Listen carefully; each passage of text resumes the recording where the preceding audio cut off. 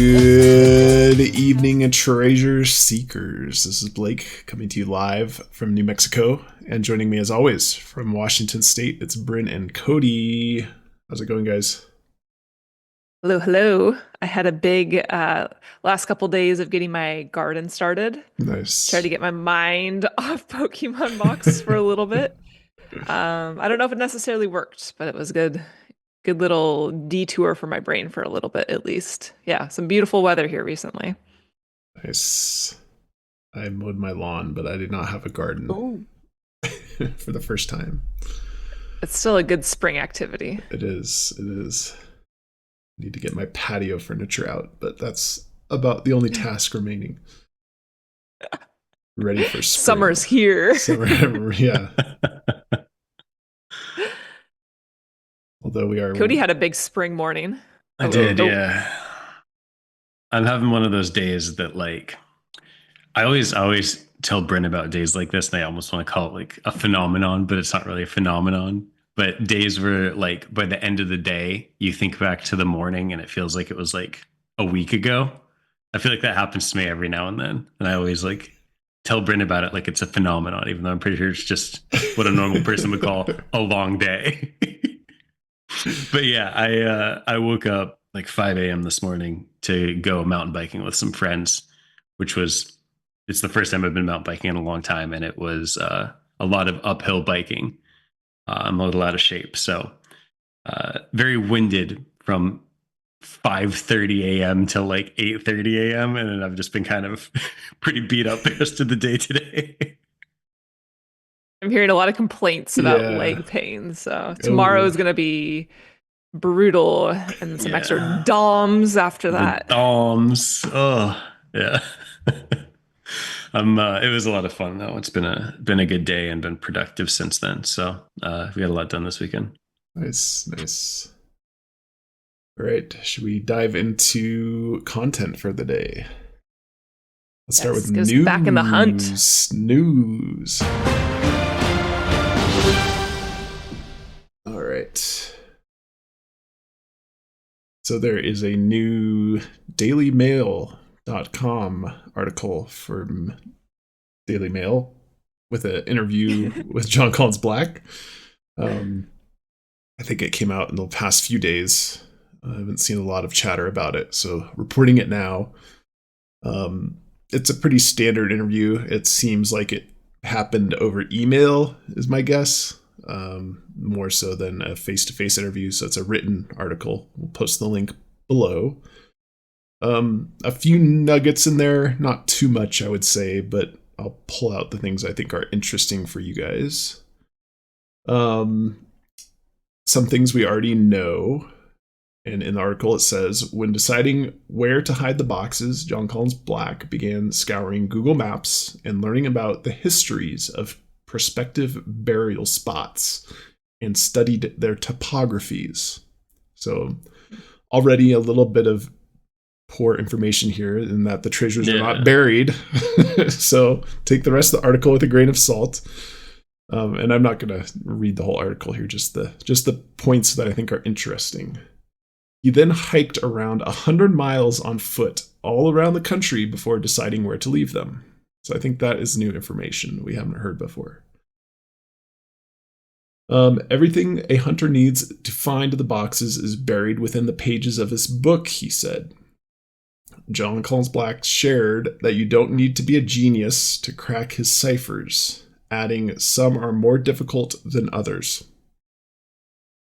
So that's interesting. That's really interesting. I find that particularly intriguing that to him, there's different difficulty levels. Right. Which is almost upsetting because now once one is solved, we thought that was going to be a good calibration.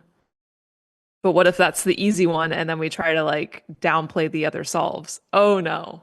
This is devastating news in the news segment. Yeah, I mean, again, because of the mention of buried in the previous, and this is not a quote from Jon Collins-Black, this is an interpretation from the writer. Jon Collins-Black shared that you don't need to be a genius to crack his ciphers, adding that some are more difficult than others. But it is calling out there are ciphers, which is, I don't know, somewhat contentious. Certainly, there's no grand cipher to solve the whole puzzle for the lion's share, is what is stated in the book. And what are they considering ciphers? It might just be a synonym for clues for this writer. So, anyway, Yeah. I wouldn't go overboard on that one. Crucially, one thing he wanted to improve upon was the fen search. Upon the fen search was safety. That being said, with the amount of money on the line, Collins-Black conceded there's only so much he could do to protect the most excitable treasure hunters from themselves.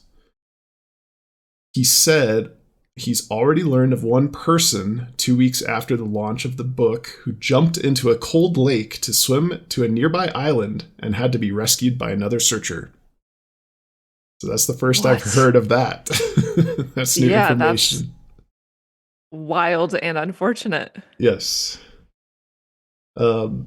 This is a quote. At the end of the day, people get excited, so I knew in making this treasure hunt there was nothing I could do to protect everyone from their own excitement.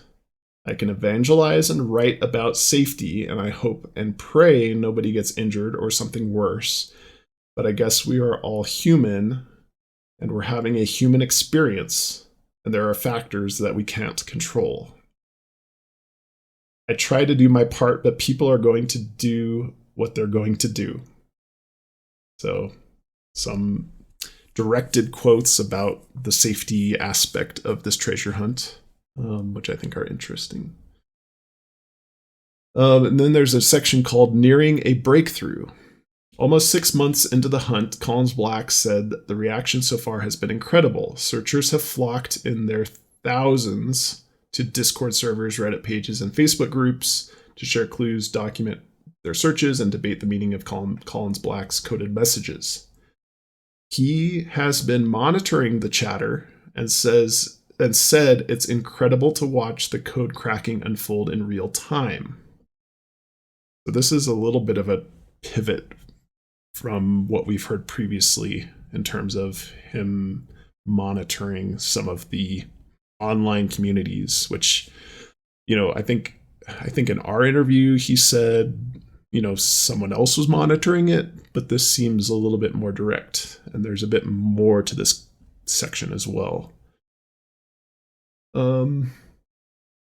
The first printing run of books sold out within days, and the sales figures have now exceeded the 6-figure mark. So we had discussed a couple episodes ago about how many books have been sold. So it seems recently that it has passed 100,000, which is a little bit lower, I think, than what I was guessing. I don't know what you guys thought. Did you say that he's surpassed 100,000 books or 100,000 in sales? What's the quote there? Books. Okay. Let me read it again. The first printing run of books sold out within days, and sales figures have now exceeded the 6-figure mark. So I would take that as over $100,000 in sales, which seems really low. That's way too low, I think. Yeah.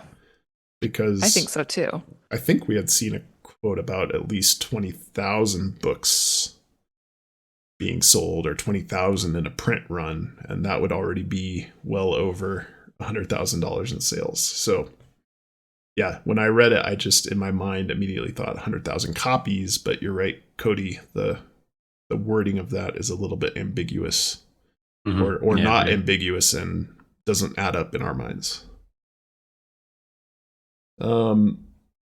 As for how long he expects the search to last, Collins-Black said he's unsure, though he hopes all 5 boxes are found within his lifetime. What? So we got a few more years to go here. Well, in the other interview, I mean, he said he certainly he had no doubt that it would be within his lifetime. Yeah, I have some questions about this article. Maybe AI written, I'm not sure.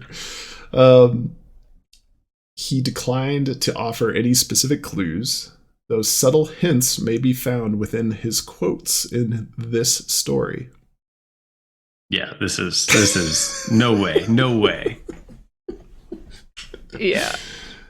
Promisingly, he believes that so this is important. Promisingly, he believes that one of the boxes is already close to being discovered and could even be found by the end of the year. He shared, quote, "After the book came out, there was this initial surge of people trying to get out there and find the treasure before the snow came. And there were a couple of areas people descended upon that now the snow is thawing. It will be interesting to see if people descend on those areas again, or if they think the horizons have expanded. But I think at least one of the boxes might be found this year, just based on the sheer number of people involved and what I have seen." So putting these things together, if he's monitoring the online communities and has seen something that he thinks is close, he thinks something might be found within the year. Yeah, I mean, he's also kind of saying though, like just, well, maybe the sheer number of people is more of just a discussion of like based on how much collaboration is happening that he's witnessing. Yeah, that could be. But it's interesting that he calls out, he thinks that one of the boxes is already close to being discovered. Yeah. Yeah. That is interesting. So that's new information in my mind. If I was a Lake Tahoe searcher, I would be excited about that. Yeah, I mean, you're thinking because of this quote about the snow thaw. Yeah, it kind of seems like if this was all one train of thought, that would kind of lean towards hinting at, oh, Lake Tahoe search was a good location to be in. You were close. Right. The treasures are like wine. They age with time. They become more mysterious as the more lure builds around them. That's supposedly a quote from Jon Collins-Black. I don't want it to take an extensively long amount of time. If it took 5 to 10 years, then I don't have a problem with that. But I think there could be a breakthrough soon. Ooh. So exciting. Some interesting nuggets out of that article for sure. If you want to read the whole thing, I'll put the link below. But yeah, I haven't seen a lot of people discussing this necessarily online yet. So wanted to bring that to everyone's attention in case you want to dig in yourselves and judge how much you believe or not believe some of the quotes or some of the information that the writer injected in there. Yeah, it's tough because some definitely seems like directly contradictory to what we've heard, like seen come out of his mouth. Mm-hmm. So there definitely seems like there's some stuff that's just incorrect, but then where do you draw the line? Like if they're saying something from him as a quote, I think we could trust that. Right. Yeah. So thank you for going through and picking out the nuggets from that interview. Yeah, no problem. I thought it was interesting. Awesome. More interesting really than I thought at first. Yeah, the first couple paragraphs are a little bit dry, let's say, but there's some nuggets near the end that you guys can look into. I will admit that I actually saw that pop up in my Google News when I opened up Google, and I thought it was just kind of clickbaity. I didn't even open it. Because now when I open up Google, it's like everything is just like Pokemon, TTI. And so I just don't even look that closely anymore. But I guess I do need to be keeping an eye out for, more JCB content. Yes. Yeah, no, when I searched for Jon Collins-Black on Google and then clicked news, this was kind of more recent and there hadn't been anything in the few weeks or a month or two at least. So this is the first he's popped his head up for an interview in a while, it seems like. I got a weird feeling about this whole article, so I did a quick search on how reputable the Daily Mail is. I was gonna, you can draw your own conclusions, but it seems like they do some shady things sometimes, and that whole statement about there may even be a clue somewhere in this article, that just doesn't sound right to me. Yeah, at all. It goes against everything that JCB has said up to this point. And that wasn't a quote from him. That was, from the article. The part about I think might even be in the quotes in this article or in this work. So Anyway, take it with a grain of salt. I didn't do the legwork, but I think Daily Mail, and that's a UK based website and news service, I think it is a little bit controversial. I haven't dug into that. So yes, agreed with all of those things, Cody.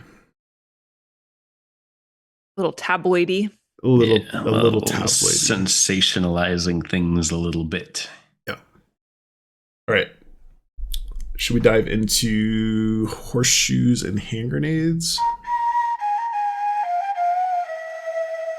Bryn, you've got this week. Right. I have horseshoes and hand grenades, and you better believe it is Pokemon box related. Okay. So, thinking back through a bunch of things that I've done with Pokemon box. So, I think anybody who's working on this box is well aware that there's a ton of wordplay within the chapter. Unfortunately, I think there's a lot of different directions you can go with the wordplay, which is leading so many people down so many different paths. So one route that I took was looking specifically into Japanese wordplay because that's actually something that's pretty significant in their culture. And we know that Jon Collins-Black is very in tune with Japanese culture.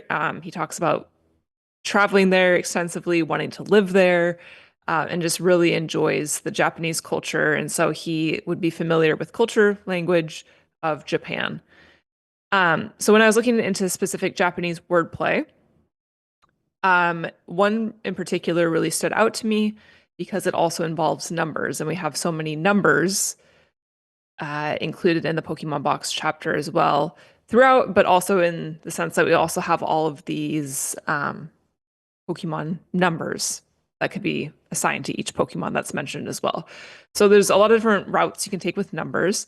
So the overlap of this is a Japanese wordplay called, I'm sure I'm saying this wrong, I'm sorry, Goroawase. And so just a quick little definition here is in Japanese, numeric substitution is a common form of Goroawase, phonetic matching, by which numbers are substituted for homophones. Numeric substitution may be done as wordplay, but it's more commonly used to produce abbreviations in mnemonic devices.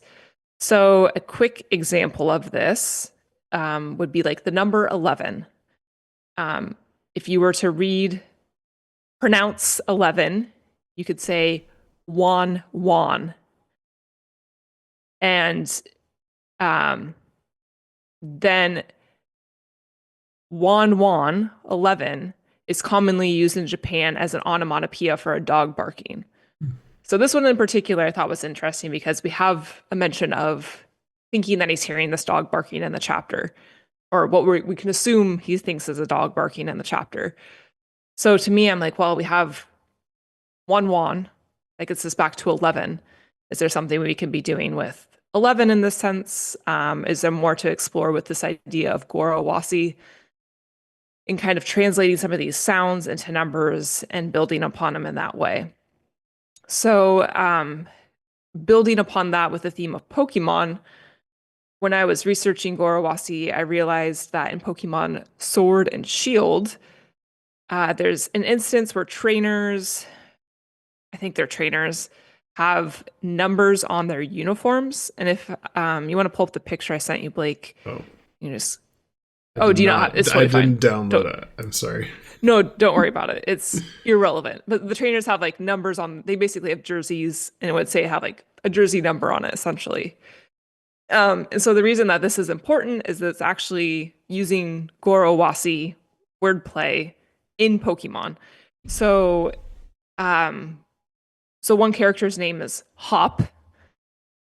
The number is 189, which would be read as Hayaku, which if then you listen to Hayaku, that would mean leaping or making great strides. So you can see how, like, as a mnemonic device for the name Hop, not that Hop is like something particularly hard to remember, but it could be used commonly in Japan for a phone number. If you're trying to memorize a phone number, you could turn what those numbers sound like into a different mnemonic device.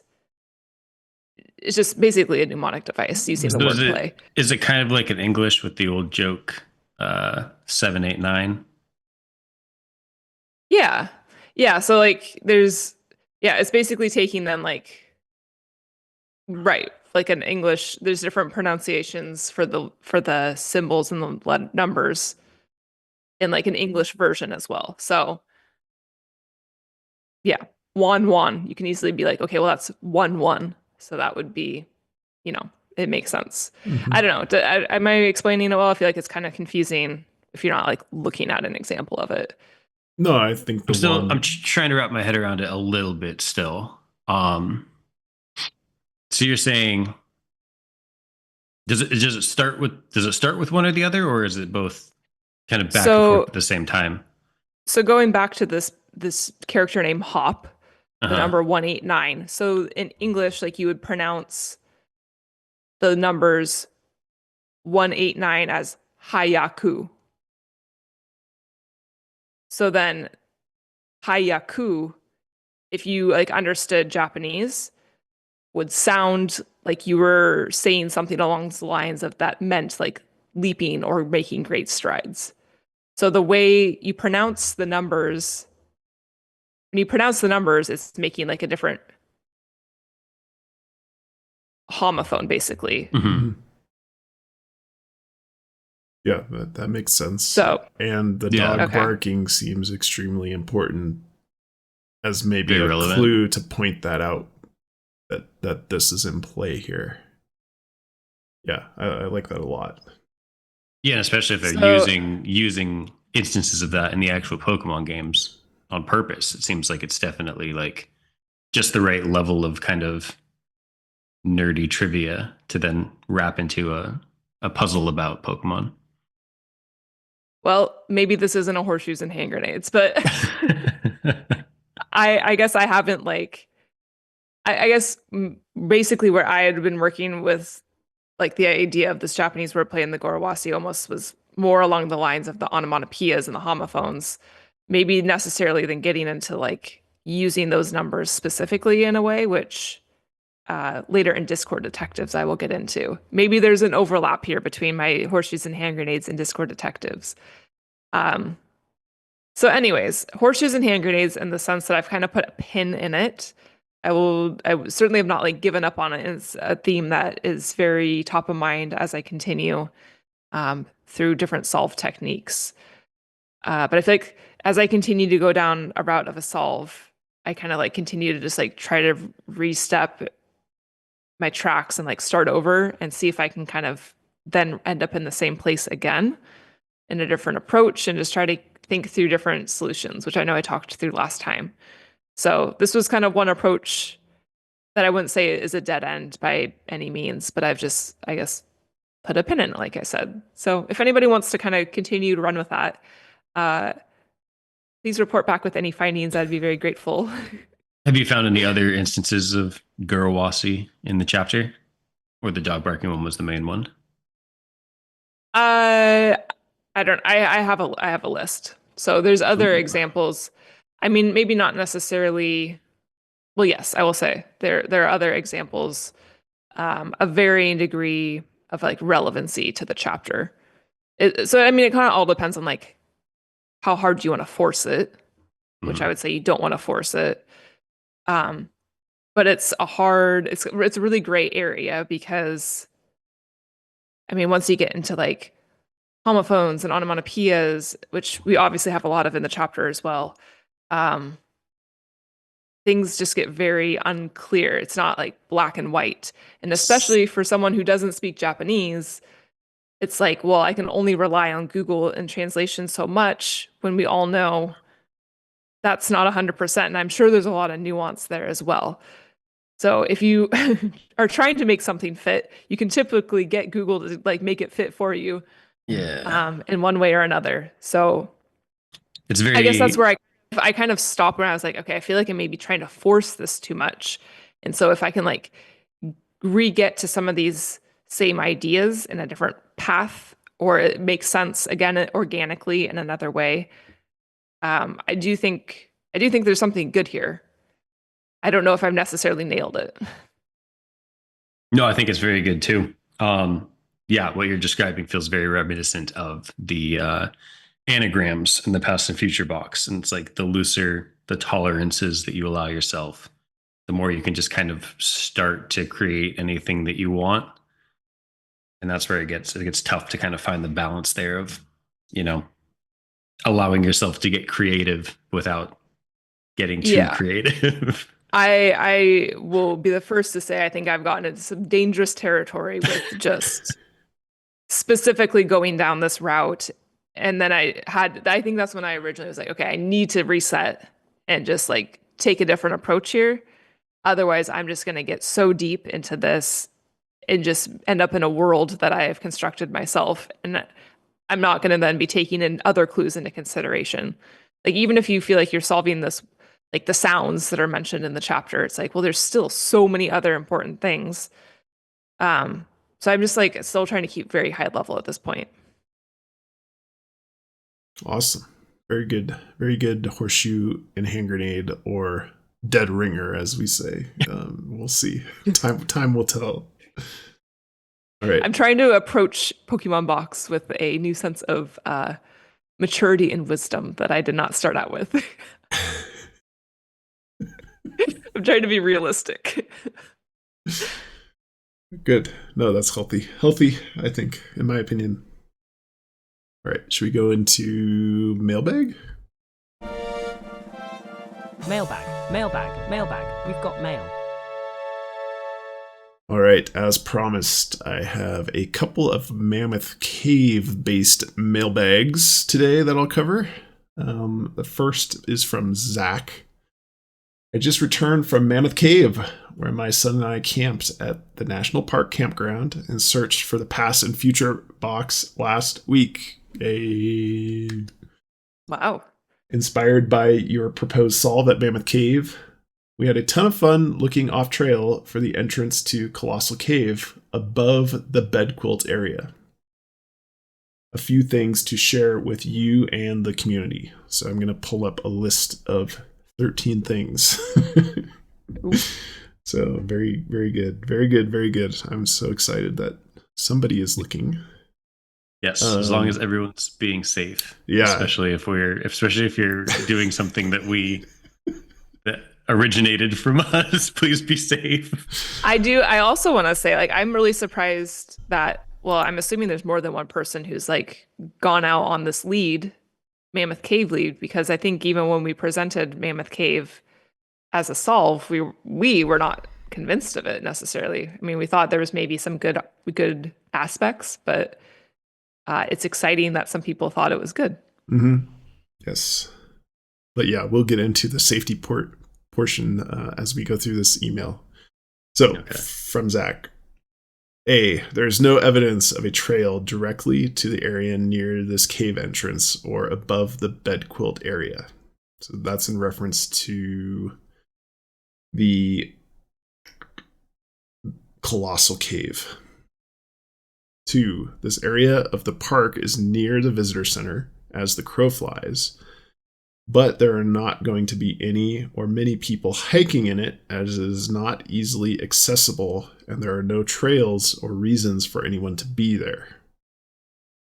So that, in my mind, is a little bit bolstering in that it's, even though it's within the park, it's not really, accessible easily by trails. You'd have to be going out there with purpose, I think. So that makes it a little bit more bolstering in terms of a good place to hide the treasure.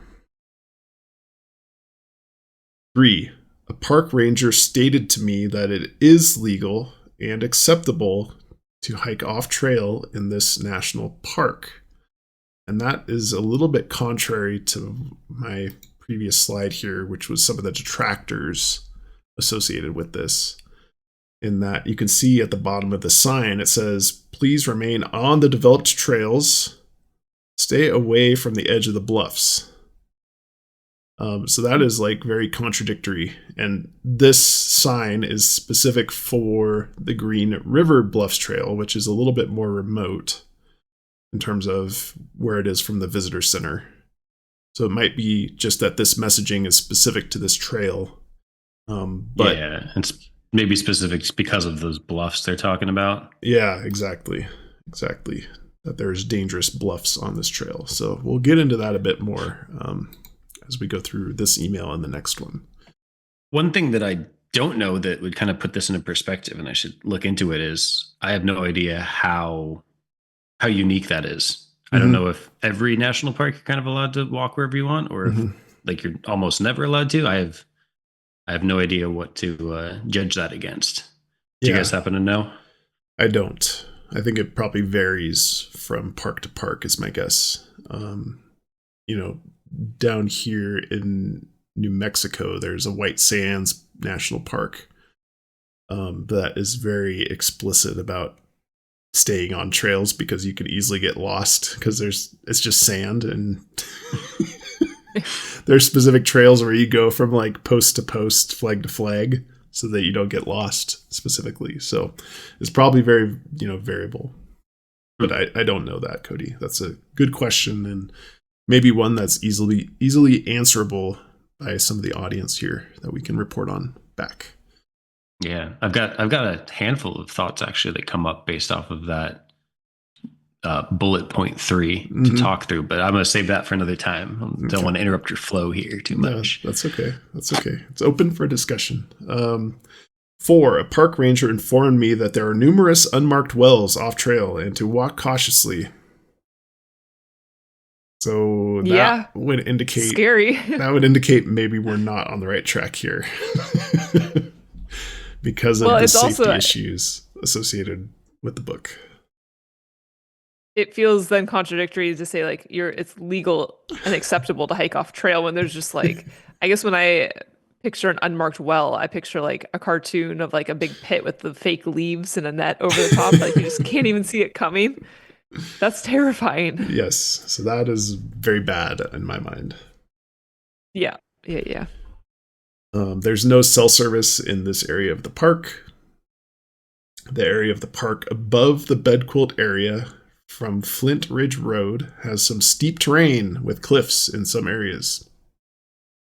So also indicating probably not realistic to be close to those cliff edges if, as stated by the book. All right, next slide. Number 7. Other hazards in this area include streams over slippery and steep limestone rock formations, rattlesnakes and copperheads, that's for you, Cody, and many thorn bushes and thorny vines, and of course ticks. So the wildlife portion of this, I don't think we can apply too much. I think there's too much dangerous wildlife across the U.S. generally, and Jon Collins-Black talks about it in the safety section in the prologue. To be prepared for that sort of thing. But yeah, certainly the steep limestone rock formations does go against the prologue of the book in terms of dangerous areas or cliff faces, climbing rocks, etc. There is a short trail from Flint Ridge Road called 3 Springs. You can see this using All Trails or any map. The trail ends at an old unkempt cemetery of unmarked stones. Spooky. Beyond the cemetery, you can use a topo map to keep walking in a snake-shaped way until you find a somewhat steep slope. That is where we stopped and turned around. Good. The distance from where we parked at the trailhead to where we stopped was roughly 1 mile, and eyeballing it on the map, it seemed roughly 1.5 to 2 plus more miles by foot, using the least sloped path and avoiding cliffs to get to the Bedquilt area / cave entrance. So that would be a little bit far, I think, in terms of the rules that are set by Jon Collins-Black. We stopped at the drop-off area because it seemed to me that JCB would not have hidden the box this deep in off-trail in a national park. He says, still not sure if it's legal to take something from a national park that you find. I suspect it is not, from everything I've read. With so many ways to accidentally and easily harm yourself. So, thank you for being safe, Zach. based on our solve idea here. So So yeah, maybe we will start dissuading people from this approach. There are countless boulders and ground level rock formations with perfect spots to tuck away a treasure box all around this area, and it felt like we should not be winging it, quote unquote, looking for the proverbial needle in the haystack once we got that deep in. Mm-hmm. So that is Zach's report. He said, I hope this is helpful and offers some new information. I've attached a few pictures in case interested. Anything I've shared in this note is okay to share with the broader community. So thank you for being open in sharing this information, Zach. I think it's extremely helpful. Here's a couple of his pictures so you can kind of visualize what that area looked like that they were actually walking around in. Any questions or comments? It does look like how I would picture it to look.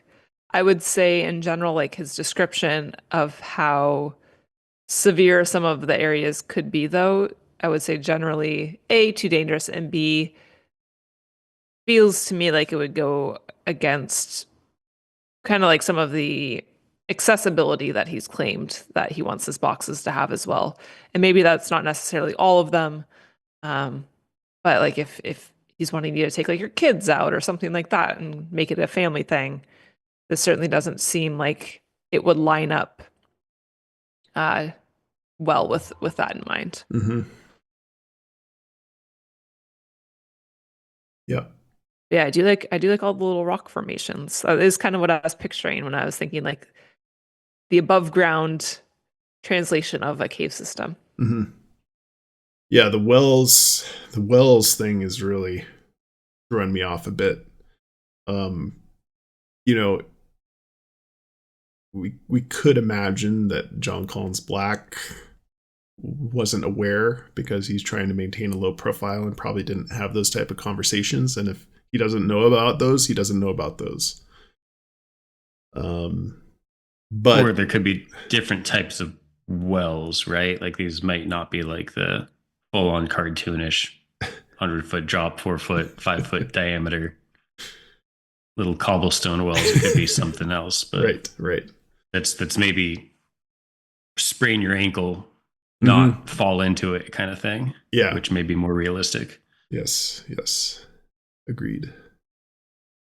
So yeah, super appreciative of Zach and his son doing some of this legwork, boots on the ground. That's super exciting. Very jealous. It makes me very excited to do some boots on the ground stuff. I am also jealous. All right. And then we have a second set of emails from Wade Watts, aka Parsival. So I think that's probably a pseudonym based on Ready Player One here.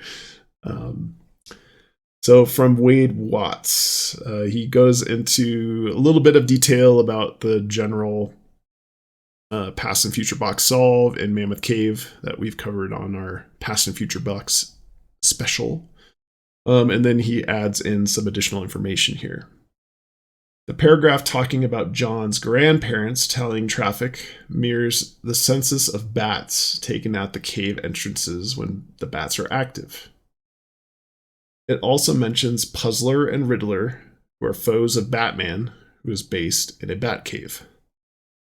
Finally, the phrase basking in the heavens refers to Mammoth Cave Park being a dark sky certified park, which means you can see the Milky Way and star constellations, or heavens, if you will, with your bare eyes. One of the word search cryptogram solves says join the maps. If you take the word search and orient north and west to proper compass locations, you can overlay the word search over a map of the Mammoth Cave Visitor Center. The center O's will align with the rental cottages just north of the parking lot.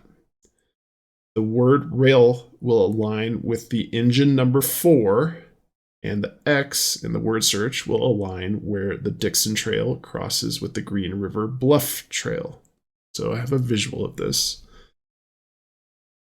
right here. So this is the map provided by Mammoth Cave, the Mammoth Cave Park here. So just to orient you, the visitor center is kind of in the center here. The woodland cottages is certainly interesting because of the pattern that they form. Yeah. Ooh. Solved. The pattern that they form here that kind of represents that plus, the cross of O's, plus that little extra one to the bottom right there, which aligns. So Wade Watts is saying if you align the O's here with the word search and turn it 90 degrees, and then down here at the bottom right is engine number 4, which is a train that's part of this park. It's a train engine that aligns with rail. So let me point out the important things here. So the woodland cottages, obviously the engine number 4, and then where the X in the word search aligns is right at the intersection of this Green River Bluffs Trail, which is the sign that I referenced earlier that says don't go off trail. And the Dixon Cave Trail is where that X aligns. The cryptogram says from rock to field, from strong to stream, past tree and post to forest green, arrive you now to beauty sheens as under, over, in between. His first interpretation of this is from rock to field means green, so referencing the Green River Bluffs Trail. From strong to stream means river, so green, that's how he's getting Green River out of the cryptogram. Past tree and post to forest green means the Green River Bluff Trailhead. Arrive you now where beauty sheens means the Green River Bluff Trail scenic overlook. It's under, over, in between, could mean a tree or an X. I'm not sure. And then he has a follow-up to that. So he's been to Mammoth Cave Park and hasn't found the box yet, unfortunately. He has reinterpreted the cryptogram after being boots on the ground. So to recap, I think from rock to field is still green, and from strong to stream is still river. Past tree and post to forest green is the trail marker on the Green River Bluffs Trail. But quote unquote, arrive you now where beauty sheens, I have changed to Sunset Point. I don't know if Sunset Point is located on this map. I don't think it is. Oh, it is right here. Sunset Point. Under, over, in between is still the part I can't figure out. There are way too many possibilities. Also, Sunset Point is where Sunset Point Trail and Heritage Trail meet, or quote-unquote join paths, which is a potential clue from the word search plus Caesar cipher. If you use the anagram of the unused letters in the 3 corners of the word search. So that is as far as Wade Watts has gone. He's been boots on the ground a couple of times there. Any thoughts or questions or comments about that style of solve?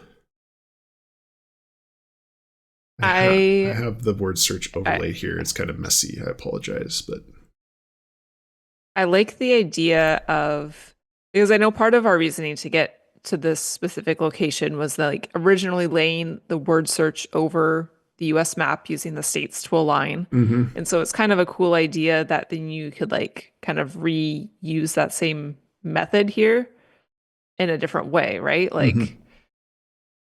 It's not like it's coming out of nowhere. Right.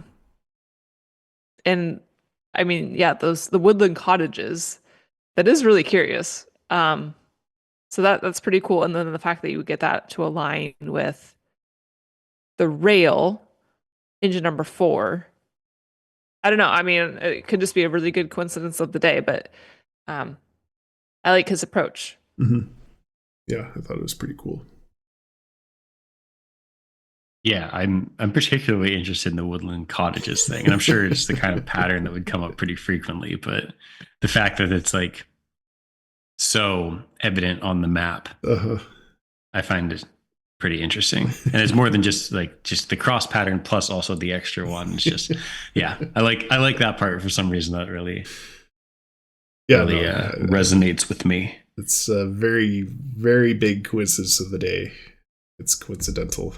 Just the way that those O's lined up. So I really like, it was this solve, right, where he talks about Batman Yep. I really like that connection with the newspaper puzzle, Riddler, puzzler being tied into Batman with the cave.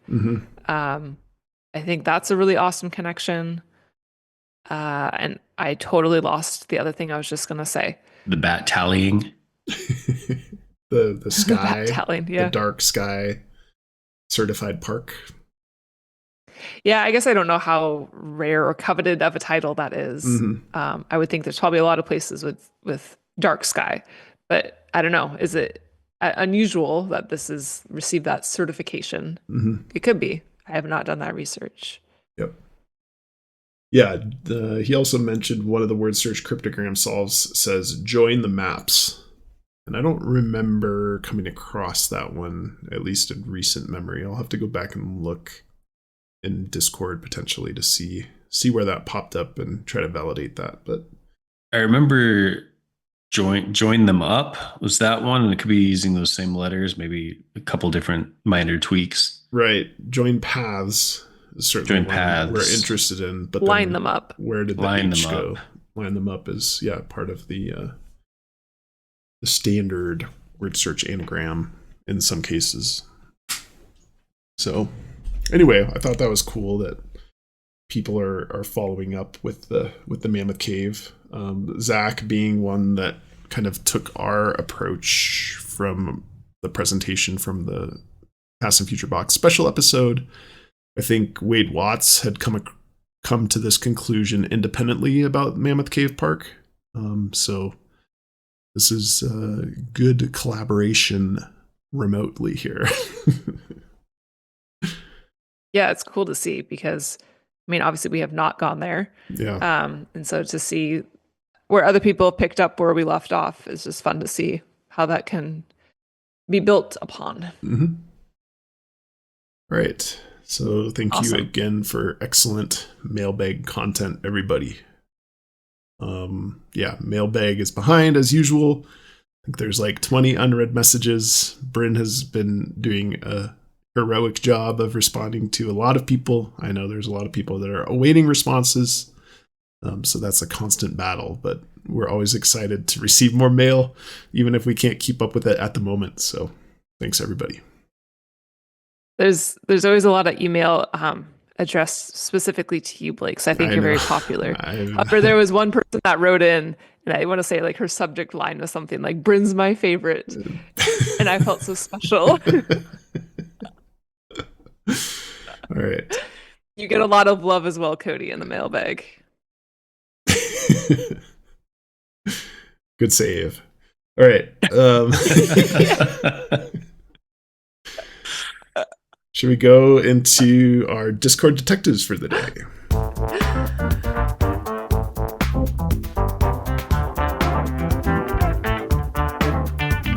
Bryn, Discord detectives. Yes. So, as I alluded to back in Horseshoes and Hand Grenades, this will also be Pokemon box related. I mean, overall, I really haven't been that deep into Discord or the Reddit. Like I've been trying to stay pretty independent on my thoughts. But I do slither on over to lurk once in a while. Because I think it's important to kind of balance the two. So it's fun and interesting to see what other people are up to when I'm just so independently mad in what I'm doing. So this comes to us from the Reddit. I don't know if that's the right lingo. Yes. From Reddit. The user is Emergency Tap 1595.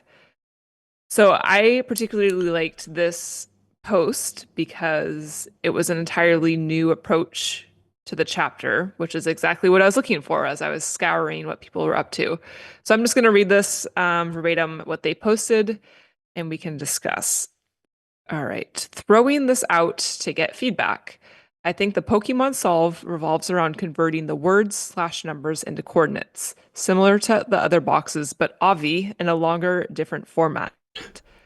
I think there are things to pay particular attention to, such as when he says encounter, count being he's putting emphasis on count, Okay. encounter, and I added or he added.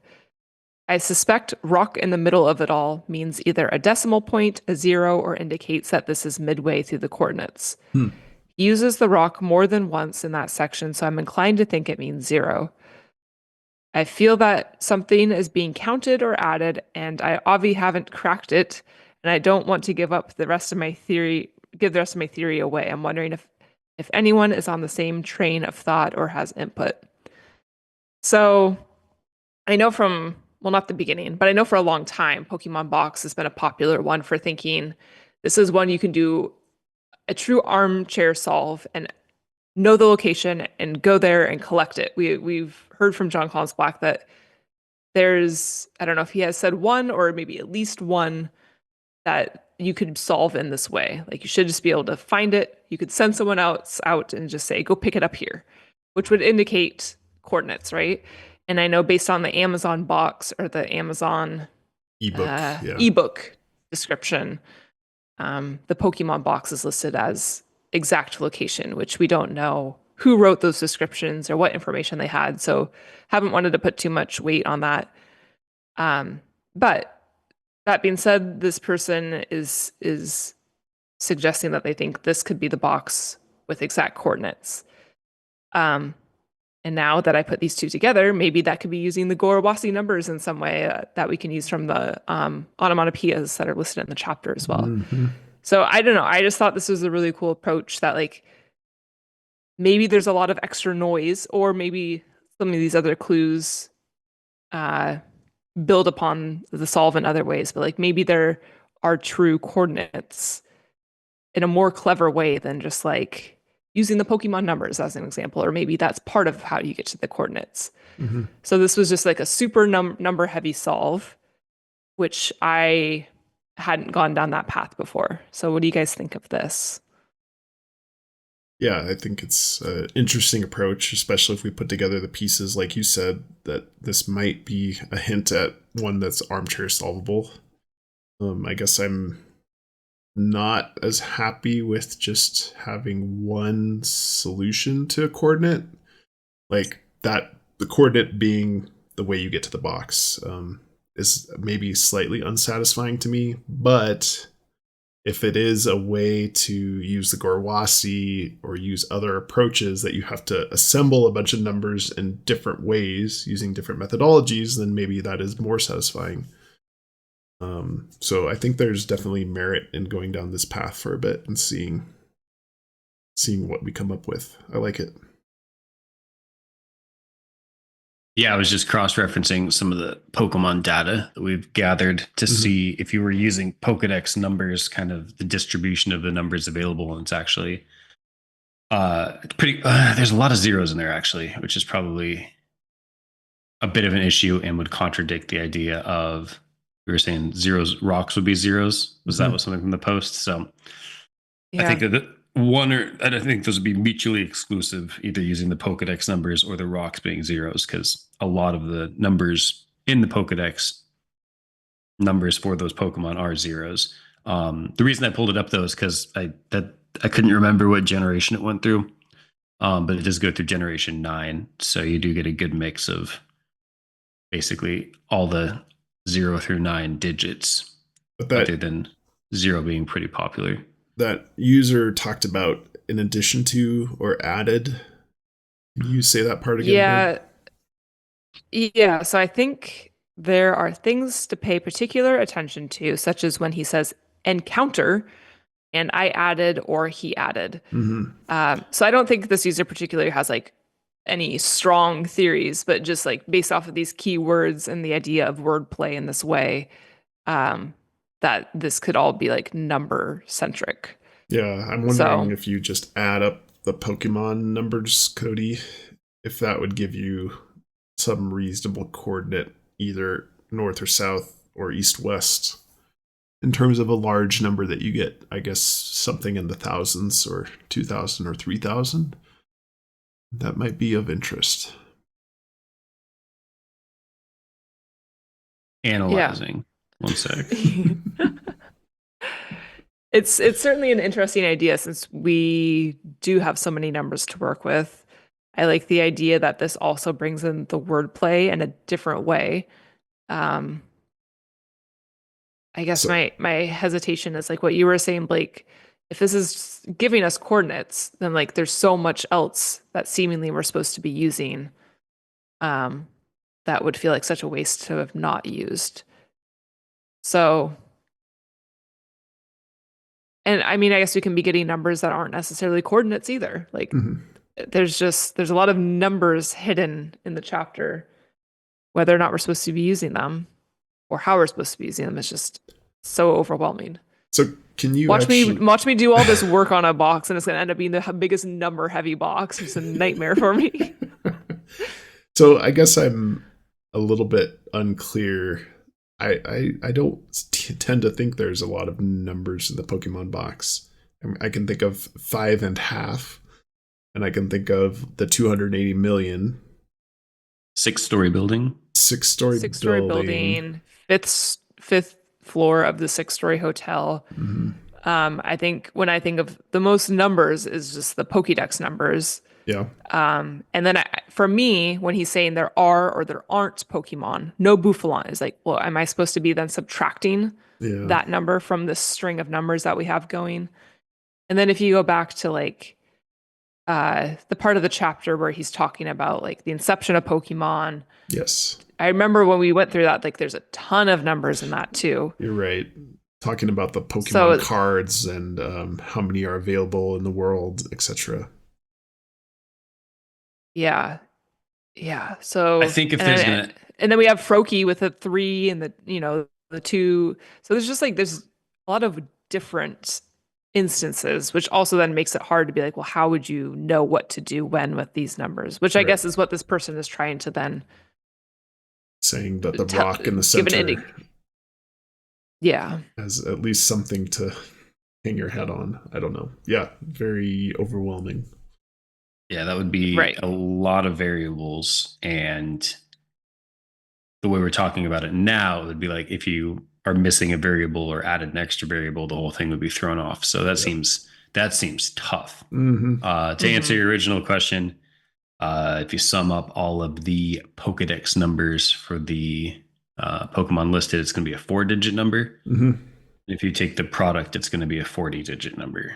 So neither one of those really not long enough or too long for coordinates, I believe. 4-digit number would be okay.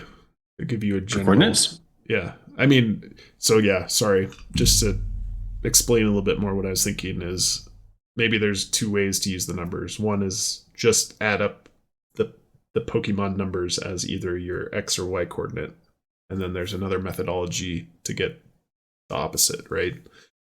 So I guess my question is, if you sum them up into a 4-digit number, what does that equal? And do the first 2 digits align with the latitude in the US or a longitude in the US? First 2 digits. So I got 66, but there is obviously it'll change depending on what you count and what you don't count. Right. And if you're counting like Pokemon referenced just in his, I want to call it a fever dream, but just his augmented reality trip. Right. Or if you're counting anything that was ever referenced in the chapter. Yeah, no, that's maybe too many variables, but yeah. Anyway. And again, it'd be like if you were subtracting the things that he's explicitly saying you wouldn't see.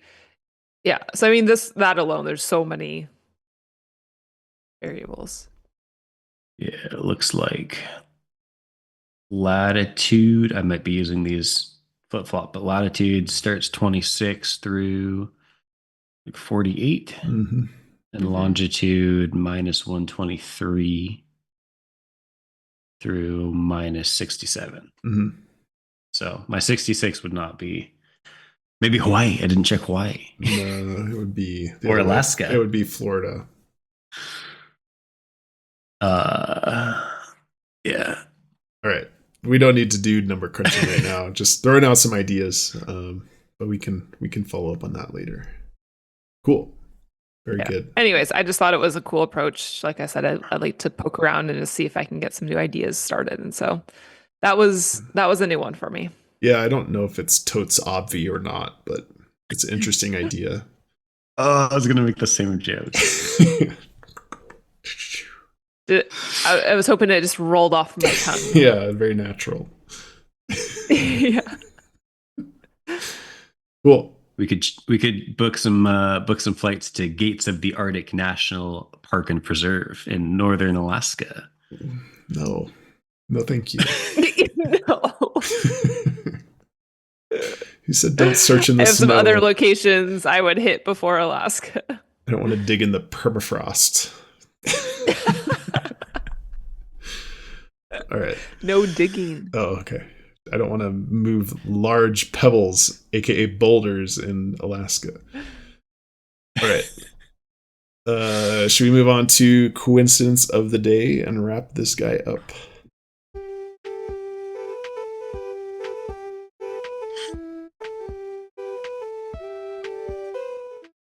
All right. So, coincidence of the day. Recently celebrated a birthday. Happy birthday, Oh, thank Blake. you. Thank Wow. you. Congratulations. Good for you. And received a nice care package from one of my college friends. The care package has a nice celebration. The care package had some artwork from his young children, and this was the first piece of artwork. No way. So the funny thing is, I don't think this person knows that we're doing this podcast at all. So he will make become. Sure you say for the audio listeners what it is. Oh yeah, sorry. I held up a picture that says "Happy Birthday" with a Charmander drawing on nice. it. That's awesome. I think that's Charmeleon or Charizard. I don't think Charmander's got the flaming tail. Yeah, but I think the Charmander only has a single horn. There's the Charmeleon?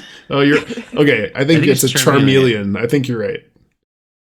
Yeah. Charmander doesn't have the horns. Charmeleon has one. Wow. Horn. A second. He drew you a second evolution Pokemon. That's rare. That's no one ever gets any love for the second evolution of 3. So shout out to Elon for this image, and I will send this clip over to my friend so they know I have received this care package. that wow, we've had some really good coincidences lately, and I'm now super embarrassed that I was almost going to use my coincidence. It's a backup. You guys might hear it next week, so it might be next week's coincidence. Don't shoot it down. We can't just force coincidences of the day, so there's some good that's ones, why it's like amazing. That is wow. What did you do when you opened it? Did your jaw drop? Yes. I was like, wow, this is such a good coincidence of the day for the podcast. Best birthday ever. I will say it's amazing how many times a day something happens, and Cody are like, "Oh, coincidence of the day." Yeah, not good enough to report back, but yeah, look at that Goroawase. I think we've mentioned it before, but a lot of times we'll be like in a crowded public place, and something will happen, and we'll just look at each other and just giggle a little bit. You got to write those things down. So you got a coincidence of the day backlog here. TTI is life. All right. Any parting thoughts? Otherwise, I think we'll wrap up this episode. No, I think this was a good episode. And hopefully, I think this was also good for, I'm sure they all are, but just for sparking some new thoughts, selfishly in Pokemon Box. Yeah. But also, I really liked what you reported back on the Mammoth Caves solve as well. Yeah, super interesting. Really great to see how other people's brains work. I think it's very helpful. Mm-hmm. Yeah, I've been really liking and enjoying these solves that we're starting to get in the mailbox. Not necessarily because we want to copy them or use them in all cases, but the thought process that other people are using and learning about is infinitely helpful. So new perspectives are always welcome. Yes. All right. Thanks, everyone. Have a good night.